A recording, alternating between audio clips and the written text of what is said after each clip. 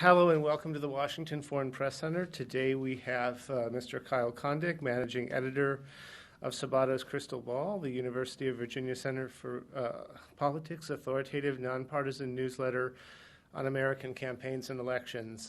Mr. Kondik is also the author of the forthcoming book, The Bellwether: Why Ohio Picks the President.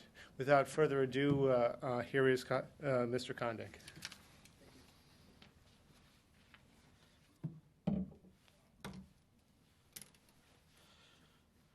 I just want to thank the State Department for having me here today to talk a little bit about New Hampshire and the presidential primary process. Let me just offer a few quick opening remarks about what happened in New Hampshire and what's going on in the presidential race, and then I'll just open it up to questions.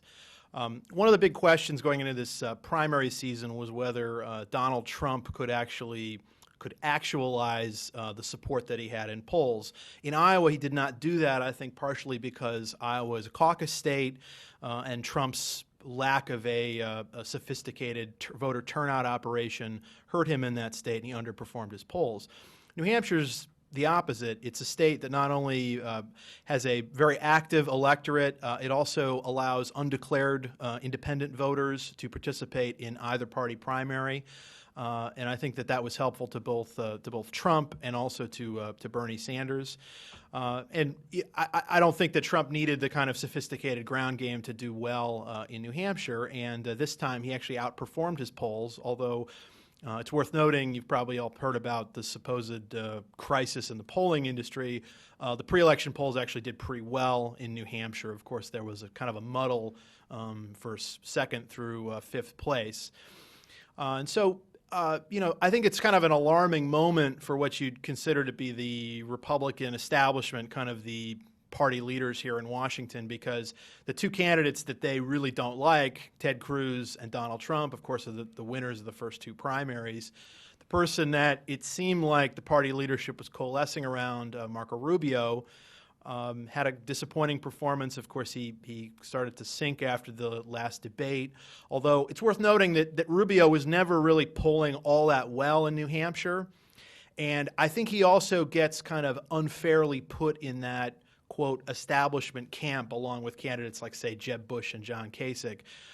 Rubio got his start as an insurgent candidate running in the Florida Senate race in 2010. He's also just more conservative than Kasich and Bush, I would say.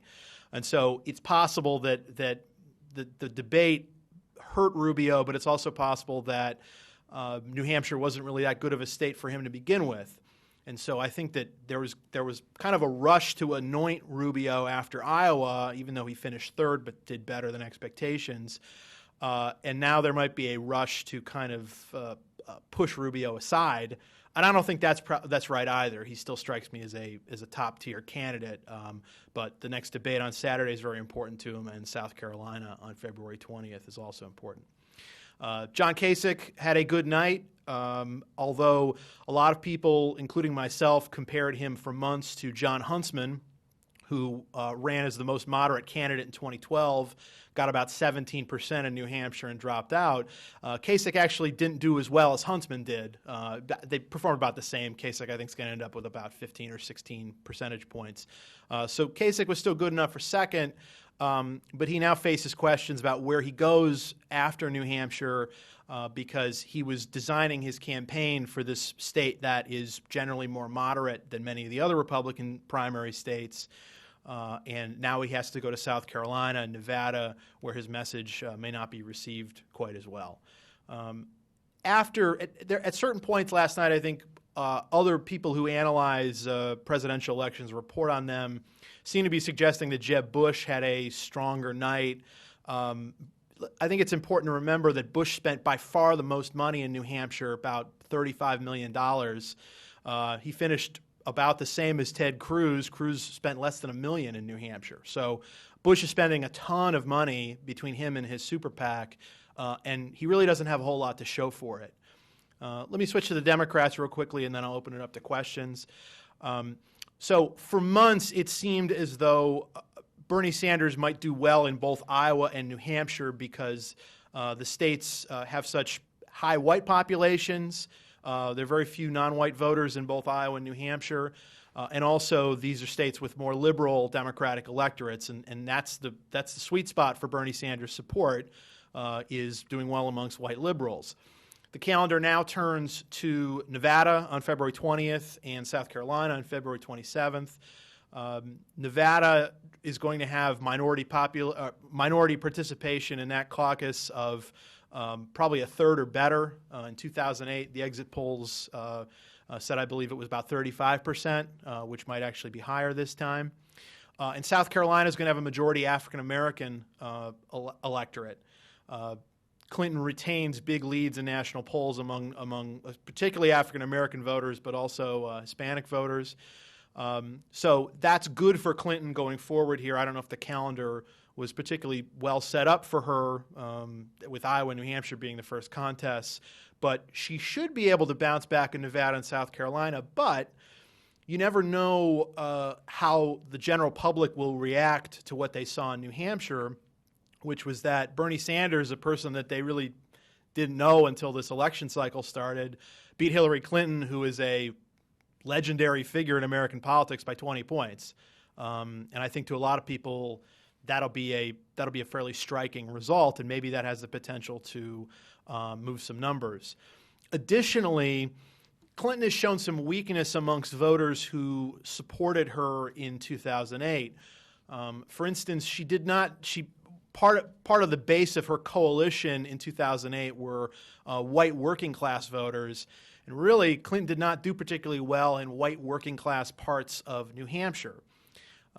If you recall from 2008, some of Clinton's best states were places like West Virginia and Kentucky, which are states that have pretty high white populations and are also kind of culturally conservative and blue collar.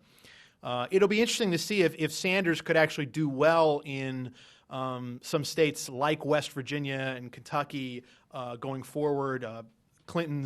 One of Clinton's home states, Arkansas, votes, I believe, on March 1st. Arkansas is also a fairly white state where you'd expect Clinton to have a kind of a home field advantage, and maybe she doesn't. Maybe some of those downscale whites start moving away from her too. So there's reason for Clinton to be optimistic in future contests, but also the scale to which, or the margin to which she lost New Hampshire is got to be a concern to her. So with that, I'm happy to open it up to questions. Okay, we'll go back to Macedonia. We'll wait for the mic. Sure. Irina Girovska, Macedonian TV.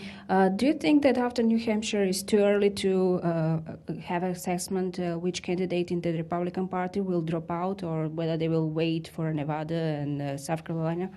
So I think that a lot of Republican leaders were hoping that that after New Hampshire, a number of candidates would drop out. Now, it looks like Chris Christie's probably going to drop out, although that's not confirmed yet.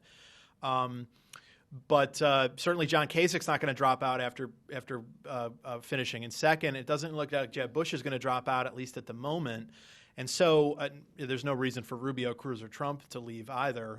Ben Carson and Carly Fiorina and Jim Gilmore are kind of bit players at this point. Maybe they keep going, maybe they don't, but they're not really factors in the election at this point. But there still hasn't been the kind of consolidation in what you'd consider to be what people call the establishment lane of this race. You still have probably Bush, Kasich, and then Rubio to some extent competing for those voters. I think that a lot of Republicans probably hope that Jeb Bush gets out after South Carolina, assuming he doesn't do well. But as of this point, the race is not really consolidated. It is important to note that if you would combine Christie, Kasich, and Bush, how they did in New Hampshire, they got about equal or maybe even a little bit better than what Trump got. So there was a demand in New Hampshire for that kind of candidate, a kind of establishment-oriented, governors, Christie and Kasich sitting governors, Jeb Bush, a former governor. But there's just too many of them in order to actually compete with Trump and compete with the others.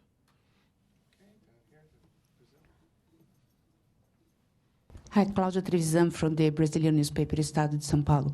And in your opinion, among the candidates of the Republican Party more identified with the establishment, which one has more chance? Do you see a possibility of Kasich being so moderate, occupying this place?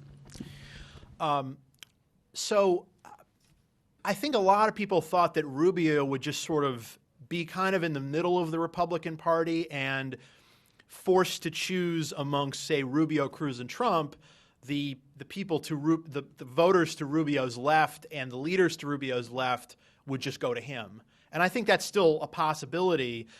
But if Kasich and or Bush remain in this race, Rubio doesn't. A lot of those voters are going to go to Bush or Kasich. Now, it's possible that Rubio just crashes and that he does poorly in South Carolina, and then maybe Rubio has to reassess whether he can stay in, at which point it's possible that the party could unify around Kasich or Bush. Rubio seems potentially like the more natural person for that because he has a broader appeal in the party. If you look at his favorability numbers just nationally amongst Republicans, they're just a lot better than Bush's and Kasich's. Bush's and Kasich's aren't terrible, although Bush has seemed pretty weak amongst Republicans for most of this cycle. Kasich isn't quite as well known, but in tacking to the center in New Hampshire, I think he was going places. He was sort of almost alienating kind of the mainstream of the Republican Party because even though I wouldn't call him a moderate in terms of his governing style as governor of Ohio and when he was in his 18 years in Congress, he has certainly positioned himself as the most moderate-seeming candidate in this race. And in a year where it seems like both the Republicans and the Democrats are getting more ideologically extreme, I don't know if Kasich is a particularly good fit for where his party is going. Again, that's why Rubio, to me, still makes some sense because he's conservative, but he's kind of a little bit more mainstream than Cruz or Trump is. And here's the other thing, just to go off topic just a little bit. Trump does a little bit better amongst self-identified moderates than he does amongst more conservative voters. Although if you look at the exit polls from last night, there wasn't that big of a difference amongst his support. But Kasich is going to try to do well in some other northeastern states. For instance, Massachusetts and Vermont vote on March 1st, the same day that a lot of the southern states vote. Trump presents an obstacle in the Northeast to both Kasich and maybe also to Bush if he perseveres. Because a lot of those states are like New Hampshire, and Trump just got 35% in New Hampshire. The problem that Trump presents in analyzing this election is that his support doesn't break neatly on ideological lines. His support is actually more kind of class and education based. Generally speaking, he does better with people who have lower incomes and people who have lower levels of education. He's kind of a classic populist kind of candidate. And, a lot of those voters are not necessarily ideologically conservative, but they may be conservative on some issues like maybe immigration and they don't like the Republican Party leadership, and so they're maybe inclined to vote for Trump. So I know I got a little bit away from your direct question there, but I think it's important to remember the Trump factor in assessing Kasich's path, again, because New Hampshire is similar to some of these states that come later, like Massachusetts and Vermont. Back there. Hi, Shane McKeon, Medill News Service. There are exit polls reporting that Senator Sanders won overwhelmingly among young people. I'm seeing 83% among voters 18 to 29. How large a problem is that for Secretary Clinton in South Carolina and Nevada and going forward in general? So I think the key thing to remember is that Sanders is winning white young people overwhelmingly in New Hampshire and Iowa because those are, the states the electorates were both, I think it was like 92 or 93% white. Now, if you look at national polling, she does better the older the voters get across the racial spectrum, but one would expect her to improve as the states get more diverse. However, it does suggest a potential enthusiasm issue for Democrats in that they're very reliant on younger voters in general elections. And, of course, the younger voters are voting for Sanders. Now, I think that, certainly after the 2008 Democratic primary, there were a lot of questions as to whether Obama could reunite the party. It turns out he reunited the party quite easily. Maybe it's a different story for Clinton, the one thing she'll have going in her favor is that she will have a Republican opponent that she can use as a way to motivate her own voters. But I do think it is kind of problematic for Clinton that the generally most unreliable general election voters for Democrats are the ones that like Sanders the best. You could see that maybe translating into a turnout issue. The flip side that I would say is that if, in fact, Clinton does do well amongst non-white voters, another piece of the Democratic general election puzzle is ensuring that they get the kind of minority turnout they got in 2008 and 2012. That's where Sanders has an electability question, because if Sanders isn't doing well amongst non-white voters, then he potentially has a general election issue as well. But I think it may also be a little dangerous to assume that the primary trends will translate to the general election. They're different campaigns, but the huge deficit that Clinton has with younger voters is something that she needs to address, and maybe she can address it. Maybe Sanders is just locked up those younger, particularly white voters. It also raises an interesting question about where the Democratic Party is going, because if Sanders was nominated, he would probably be the most left-wing liberal presidential candidate in American history.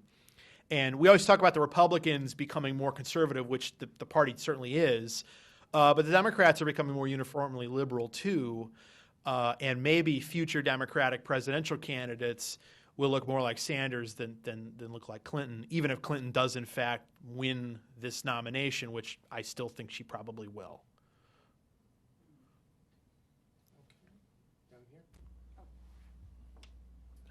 Hi, I'm Gilles Paris from Le Monde newspaper.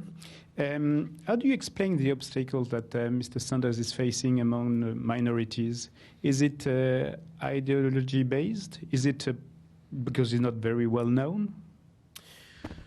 I do think he is not as well known in amongst those voters maybe as he is in the Northeast. The other thing too is that think about how long Sanders had to cultivate Iowa and cultivate New Hampshire. He was able to. They're both small states. They're both kind of homogenous states. So you don't need to have really have a lot of different messages in states like that, because a lot of the voters are very similar. And he was able to just work those states very heavily. As the calendar accelerates, it's harder to focus that much on individual small states. I think on March 1st, there's I think there's 10 to 15 states that vote that day. Okay, so 12.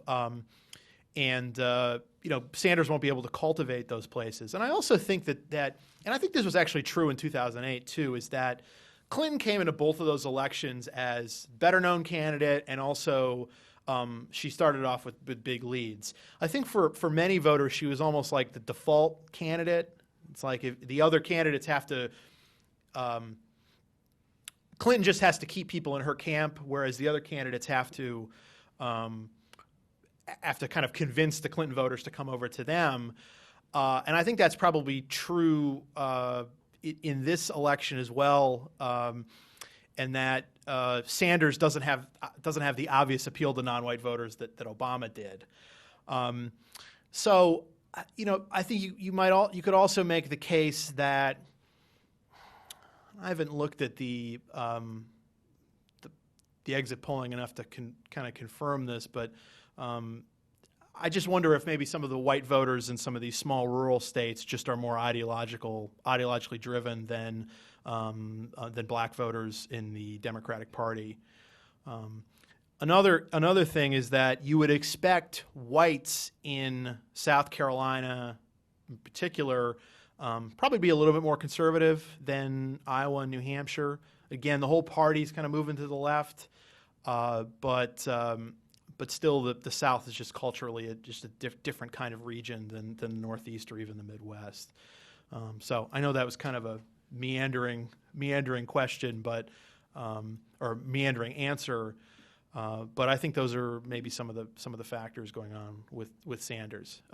Now, there is something important here that we don't quite know the effect of, and that is that what benefit does Sanders get from, and what positive media coverage does Sanders get from actually winning and winning so big? He may not be as well known in some of these states to come as Clinton is, but he's going to get well known. He also has a tremendous amount of money to spend. And I think he's been spending it pretty effectively. And so there's a campaign effect here that we haven't quite seen yet, that if the numbers start to move, that's when things get pretty perilous for Clinton. Because really, you look at the demographics of South Carolina, Clinton should win that state by similar margins to what how Sanders won New Hampshire. If she only wins South Carolina by 2-3 points, that should be one of her best states. I think that if Sanders had not come through in New Hampshire the way he did, if he had only won by, say, 5 or 10, it would have been a lot easier to write that off. But winning by, I think it's 22 points at last count, that's pretty impressive. So Clinton has to match that in some of these states. Let me make one other, this is an important point to make about the Democratic nomination process, just as an aside. So those who are covering the race in 2008, I'm sure remember the, quote, superdelegates, which are they're about 15% of the delegates in the Democratic nominating process. Clinton has a lead amongst the superdelegates who are party leaders and elected officials. She's up 362-8 amongst the superdelegates. You need about, I think it's about 2,250 or so delegates to win the Democratic nomination. So she's got, I don't know, do the math, about a sixth or a seventh of the delegates she needs.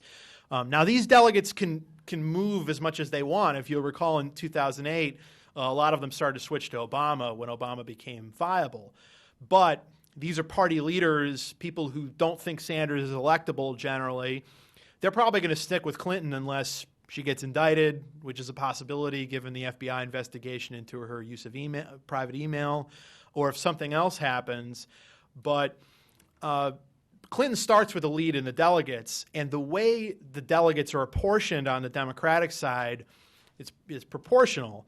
So in order to actually get a lot of delegates, or a lot more delegates out of certain states than your closest competitor, you have to win big. You have to win like Sanders did in New Hampshire.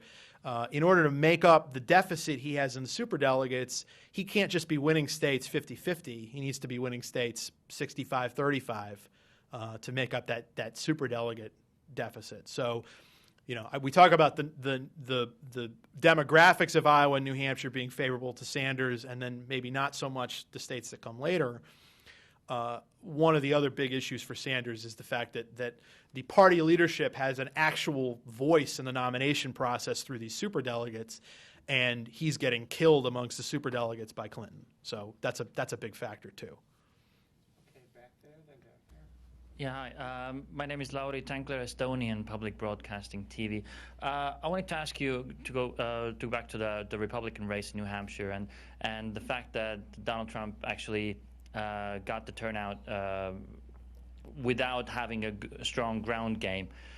So two questions. One, with Donald Trump leading nationally among Republicans, do you see that there is a possibility to even stop him? As I'm guessing there's some journalists who still think that the GOP has a plan to stop him. And the other thing is, was this kind of like the death of the ground game, people going door to door, phoning and everybody. I understand Trump didn't do that well in Iowa, but he still got second place without the ground game. Now he got first place without the ground game. So what does that mean? What are your thoughts in terms of, what does that mean for the ground game? Let me tackle the second point first. That is, I think it's dangerous to compare Trump to past or future candidates in that he is kind of a celebrity candidate. He's getting a ton of media attention. He's dominated the airwaves for more than half a year. It's possible that he may be able to get away with things that other candidates can't in terms of not having a significant ground game and not spending a ton of money on television. So I don't necessarily know if it's the death of the ground game so much so as that Trump is just an unusual candidate. However, it may also be a suggestion that some of the campaign tactics that party operatives hold up as being very important maybe aren't quite as important as they say. There's an entire industry in the United States set up to cut television ads, to identify likely voters and create ground games. I mean, this is a lucrative industry for a lot of people, and political scientists argue all the time with campaign operatives as to how important these campaign strategies are, and maybe they're not that important. Maybe there are other ways to win, and I do think that there's a great comparison made by John Sides, who's at George Washington, and Lynn Vavreck of UCLA. They wrote this book called The Gamble, which I highly recommend, about the 2012 race. And they talked about campaign tools like ground games and television advertising as like a tug of war, in which if both sides are spending, and I guess in a primary it's multiple sides, if everyone's spending roughly even on these factors, then the tug of war, the rope doesn't move all that much because both sides are exerting a lot of force. If one side spends a ton and the other side doesn't spend anything, then you could see the rope move some. And that was generally the case in 2012. So it suggests that the campaign apparatus is important, but it's only important because the other side's doing it too. But for Trump, that hasn't really been the case in this primary because, again, not spending a lot of money, not spending a lot of money on the ground game, but also he hasn't really been attacked all that much either, which I think is also interesting. There hasn't been a real dedicated television campaign against him. I would suspect that will come later, but at some point, does he just become impossible to stop? I don't think we're at that point yet, but that's another factor here, which I think gets at your first question, or maybe doesn't. If we did see that he is turning out the voters in terms of what the polling says that he has, and he does have the national lead, which is more than 15 or 20 points higher than number two, is he inevitable?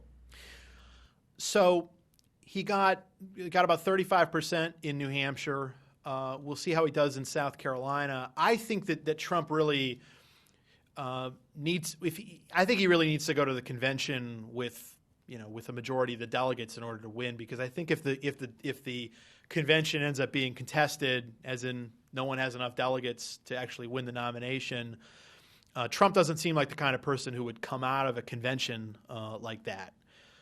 So I don't even know if 35% is necessarily good enough for him, particularly as the field gets smaller and other candidates start getting 25, 30% of the vote. I mean, I mentioned that if you were to combine Bush, Christie, Kasich, you'd get about the same as Trump got in New Hampshire.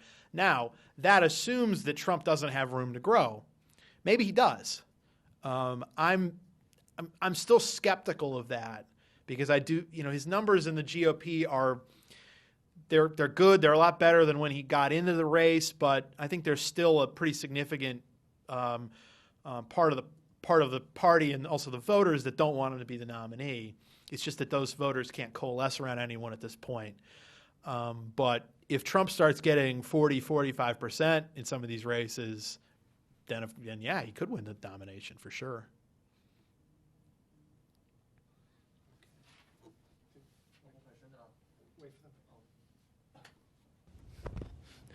How possible it is for Mr. Bloomberg to run, do you think? So the reporting on Bloomberg has been that I think he's looking for sort of a way to the middle of the electorate, particularly if maybe Sanders or Trump were the party nominees, or maybe Sanders and Cruz or something like that. I think it's important for Hillary Clinton to do well in Nevada and South Carolina to try to crowd out Bloomberg, because I think Democrats should worry that if Bloomberg actually got in, to the extent that he got votes, they might come a little bit more from the Democratic as opposed to the Republican column, because Bloomberg was elected as the Republican mayor of New York City, but he's not really a conservative. He's not really a Republican. I would say on the issue positions, he, if you didn't know who he was and you just looked at his position on the issues, I think you'd assume he's a Democrat, and probably a liberal Democrat at least on a number of things. And I think Democrats should worry that they might that he might cut into their votes a little bit more than Republicans. Now, a few sort of standard things that happen to third-party candidates is that they generally poll better than they perform on Election Day. And so maybe if Bloomberg got in, he'd start polling at 20, 25% or something. But given how polarized the American electorate is, we wouldn't expect him to get 20, 25% of the vote, even with polarizing nominees. I think that the American electorate is motivated both by partisanship, support of their own party nominee, but also an intense and growing dislike of the other party. And I think that might reinforce party loyalty to the point where voters in both parties may decide to a large extent that voting for Bloomberg is sort of throwing away their vote. As to your actual question, is Bloomberg likely to run? I would think probably not, but if he was looking for an opening, he probably got a little bit more justification for that from the results in New Hampshire. And again, just to reiterate what I said, I think he's probably going to be watching Clinton pretty intently in Nevada and South Carolina, because there are the filing deadlines to get on the ballot in the 50 states start coming in late April as an independent. But some of these states, I think Texas is one of the first ones. We did a story on this for our Crystal Ball newsletter, centerforpolitics.org/Crystal Ball. If you look in our archives the last few months, we did a table with all of the filing deadlines, and South Dakota and Texas, I think, some of the first ones in late April. But in some of these states, you have to get 100,000 or more signatures to get on the ballot, which requires a significant organizational effort. And I think Bloomberg has suggested that March might be the target date if he were to get in, and I think that's pretty reasonable, because you can't just announce in late April and expect to immediately get on the ballot in some of these places. So Clinton, in my mind, is not only fighting Sanders in Nevada and South Carolina, she may also be fighting Bloomberg, because she needs to show a little bit of strength maybe to push him out. But as to handicapping his decision, it's kind of like when Joe Biden was thinking of running for president. Ultimately, only he knows. So, I never really bought that Biden was really going to get in, but it looked like he might all up until the time when he did his announcement. So with Bloomberg, I would suspect not, but who knows? He may wake up. He's a billionaire. He may wake up and decide, hey, I want to do this. And considering what we have seen so far, how long do we expect this process to be? When do you think we're going to have some clarity on both parties?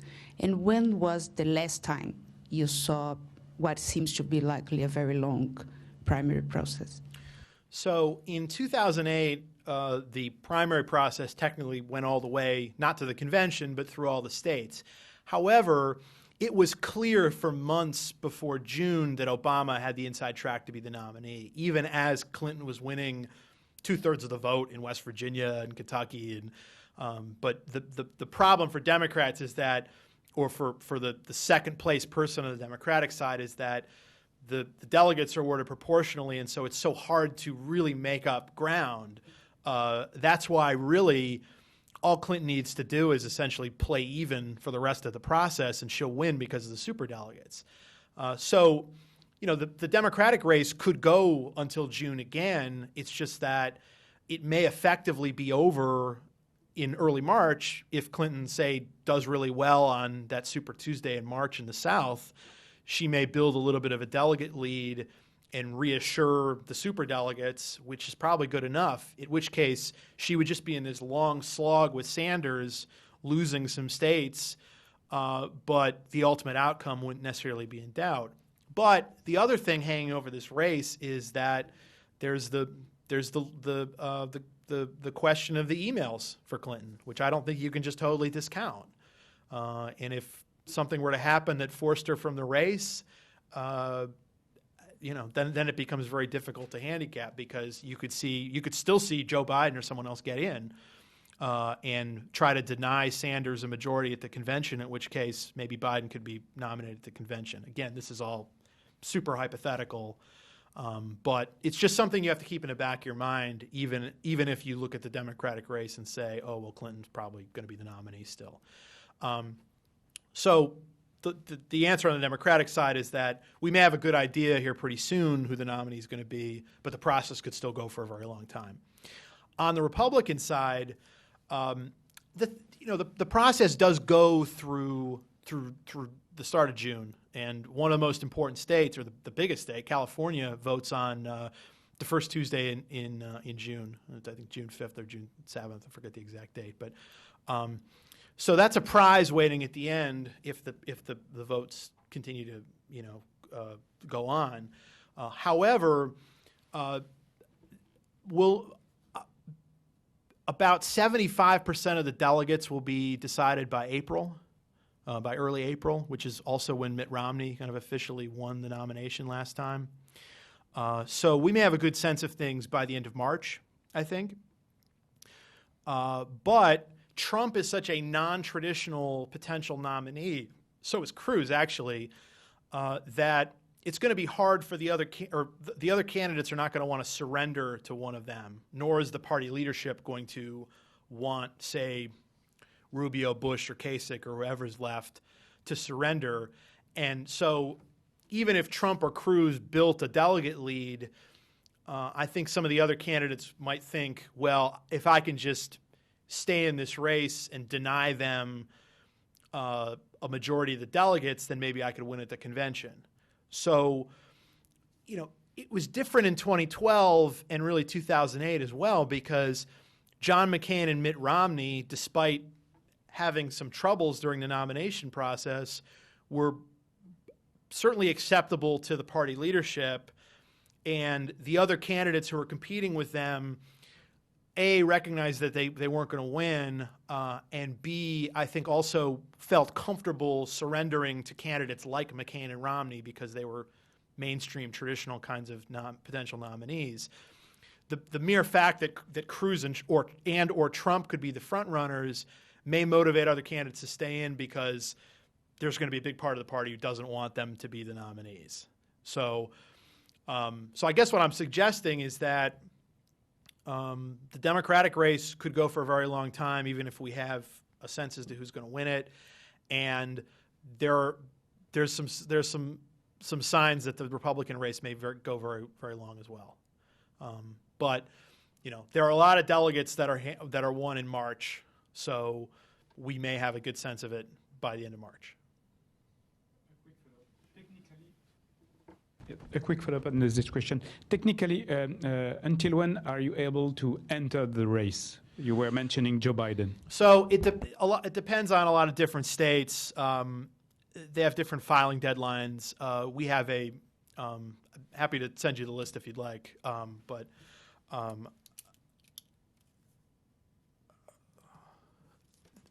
the thing is that it's kind of complicated, but Democratic delegates in particular they're bound to their candidate, but there's some wiggle room there, as my understanding of it is. And so if let's say Hillary Clinton was indicted, just hypothetically, okay? And I'm not predicting that'll happen or anything like that, but it's a possibility.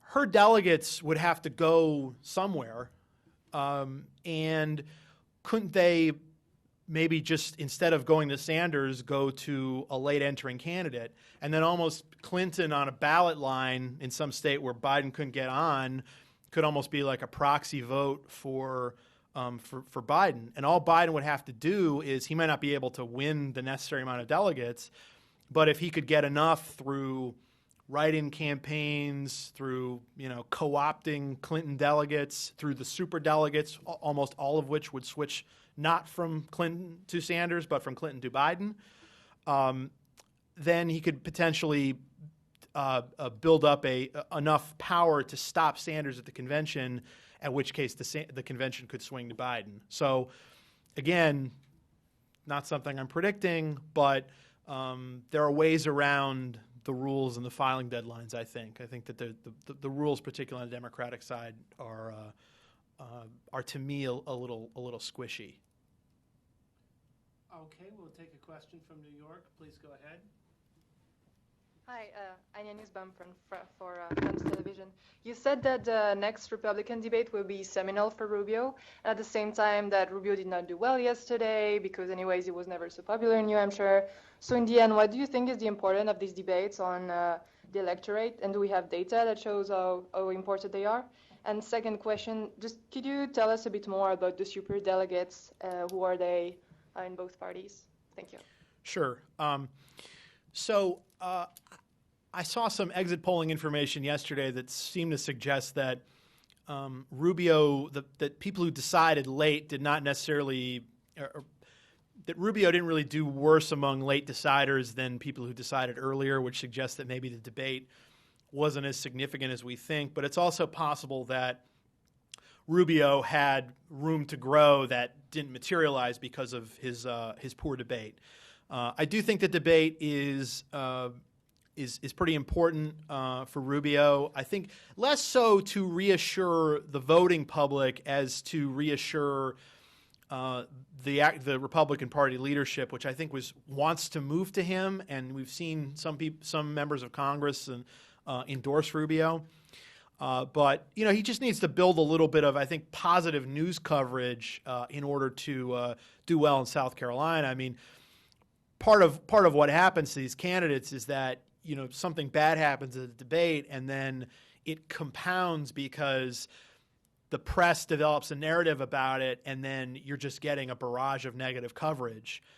Really, the same thing might have happened to some degree to Trump before Iowa, because he skipped that debate, which I think was probably a mistake the Thursday before Iowa voted. So again, the debates are important, again, because they sort of help set the narrative for the week to come. The Republican debate is on Saturday, and then South Carolina votes the following Saturday. So it's spaced a little bit further apart than this previous debate was to New Hampshire. On the question of the superdelegates, these are party officials, also every sitting member of the House. Every sitting Democratic member of the House, Senate, and the governors are superdelegates. And again, Clinton has endorsements from more than half of the sitting members of Congress, which I think count as superdelegate votes effectively. The Republicans don't have formal superdelegates the way that the Democrats do, but they do have. Each state has 3 unaligned delegates. They're effectively superdelegates, and they also are free to vote their conscience. Generally, they're free to vote their conscience. Sometimes, in some states, they're bound, but there's a small number of what you'd consider to be superdelegates on the Republican side, but they're a far smaller percentage of the total delegates than the Democratic superdelegates are.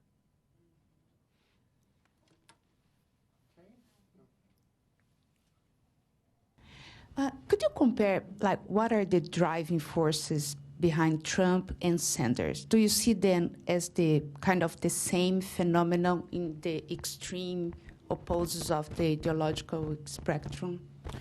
I actually don't. I think that I feel like Sanders' support is ideological and Trump's really isn't. The Trump supporters are not necessarily as economically conservative as maybe the mainstream of the Republican Party is. The Republican Party is very concerned with tax cuts for the wealthy, for instance. While Trump did put out his own tax plan that was pretty similar to typical Republican tax plans, Trump doesn't talk about cutting taxes on the campaign trail. I think his appeal is sort of more cultural, and I think that the Trump phenomenon also reveals that over the last few decades, the Republican Party has brought a lot of working class whites into the party who were kind of the people you'd consider to be Reagan Democrats, if you're familiar with that term. Blue collar whites who historically would have been Democrats who moved to the Republican Party for cultural reasons. And those voters are not. They're probably more concerned with issues like immigration, and they're very worried about their own economic instability. Trump is speaking to them in ways that the standard Republican Party maybe doesn't. For Sanders, so that's why I say it's Trump support is kind of non-ideological.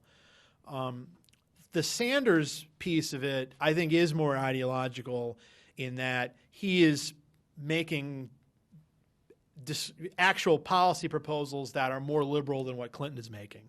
He's proposing, excuse me, tuition-free college is one of them. He's not really defending the Affordable Care Act. He's saying that it needs to go further, that we need to have a kind of single-payer, I guess almost kind of Great Britain-style healthcare system in the United States. And he's just making proposals that are just to the clear left of where the Democratic Party is and where Hillary Clinton is. And I think there's some appeal there. Although I also think that Clinton's own missteps, there's been this sort of cloud of scandal around the Clintons ever since they've been in national public life. And the most recent story is this server issue that I think has turned off some Democrats because they may frankly be worried about her future, and they may also be ready maybe to turn the page from the Clinton years, both Bill Clinton and also Hillary Clinton's 2008 campaign. So that would be a non-ideological component of Sanders' support, but I think to a large degree, he generates enthusiasm by just being more liberal than Clinton is, and I think that is a suggestion that everyone talks about the Republican Party moving further to the right, which is true, but that the Democrats also are moving further to the left, and there's this growing ideological chasm between the parties, and you can extend that to ideological scoring in the U.S. House, where 40 years ago there used to be a lot of Democrats who would vote more conservatively than Republicans, and more Republicans who were more liberal, et cetera. Now there's hardly any crossover between, the most conservative Democrat is still more liberal than the most liberal Republican. That's true in both the House and the Senate. And I think that we see those trends in how Americans view themselves ideologically, and also where the presidential race is going. Okay, our last question there. Son Tae-Wang from YTN, a South Korean cable TV news channel. Two questions. First one is a follow-up question about the driving force of kind of outsider wave. I think I read an article which discussed some commonalities between Trump's side and Sanders' side, that is kind of frustration about establishment things. So what do you think about this frustration from the publics from this side and that side? And another one is just the campaign strategy or campaign tactics wise, who do you think is the smartest candidate from both sides? Let me answer the second question first. I think Sanders is running a great campaign. Now, what's been so great for him is that he doesn't really have to hold fundraisers. You may remember from his speech last night, he said, let's hold a fundraiser, and he asked people to send him money, and they did, and that was it.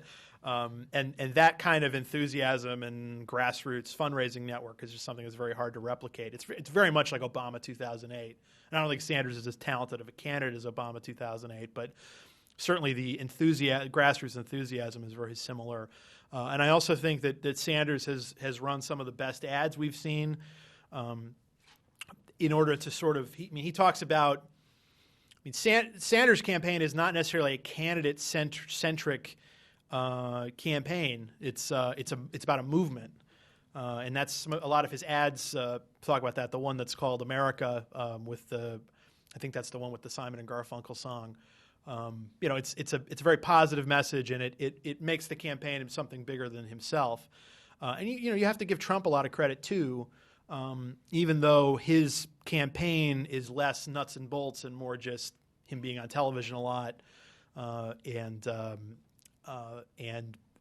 being very skilled in terms of creating wedge issues in the Republican Party that he can exploit. Some of the proposals that he's made or statements he's made that seem totally outrageous to a lot of people, like insulting John McCain and calling for a ban on Muslims entering the country, which are particularly the latter one is I think a lot of people interpret that as a borderline or actually racist thing to say, but Trump doesn't care, and there are a lot of people with him on it. So I would actually say that two of them are running the best campaigns. It's just that they're actually polar opposites in that Sanders is not candidate-focused much at all. It's message-focused, and Trump, it's all about him. And actually, if you look at Trump's support, one way to measure Trump's support is there is a scale in which pollsters ask people about basically how authoritarian they should be on how they raise their children. And basically the people who are more authoritarian in outlook, both in child raising and also child rearing, and also in terms of how they look at politics, are much more likely to support Trump. I mean, he's kind of he's running as almost the kind of authoritarian figure, someone who through strength of will can make the country better. And so that's an interesting little aside. And then your first point, I'm sorry, I forgot your first point. Kind of follow-up question about her. I think I read an article that there's an outsider wave, Republican side and Democratic side too. There's a common ground between two sides that is kind of frustration against establishment. Yeah, and I think there's a lot of, despite the fact that a lot of the top line economic statistics are good, for a lot of people they never recovered from the 2008 crash. In fact, some parts of the country arguably haven't recovered since the 1982 economic crisis and the closure of steel plants across the country. I think anger about that economic instability, you can trace that to Ross Perot's campaigns in the 90s when Pat Buchanan ran for the Republican nomination in 1992 and 1996. I think the commonality between the Trump and Sanders supporters is the feeling that both big business and big government is not really working for them. The Trump supporters are more critical of big government. The Sanders supporters are more critical of big business. But I think it's a reaction to a lack of faith in not just the establishment of the parties, but maybe also the ruling class of the country. In terms of our big corporations and also our big governmental entities. And I suspect that if wages were increasing by a significant amount instead of being stagnant, Trump and Sanders would probably have a lot less support. But we're just at this point of perpetual economic instability in a lot of places of the country. I mean, look at some of the places where Trump does his campaign rallies. You know, I think he was in like Lowell, Massachusetts, other places that are kind of towns that are down on their luck. And some of these places have been down on their luck for a long time. And Trump is speaking to the voters in these places in ways that other candidates have not. And so that's a commonality between the two campaigns is this acknowledgement that even as unemployment goes down and GDP growth is fairly decent, there's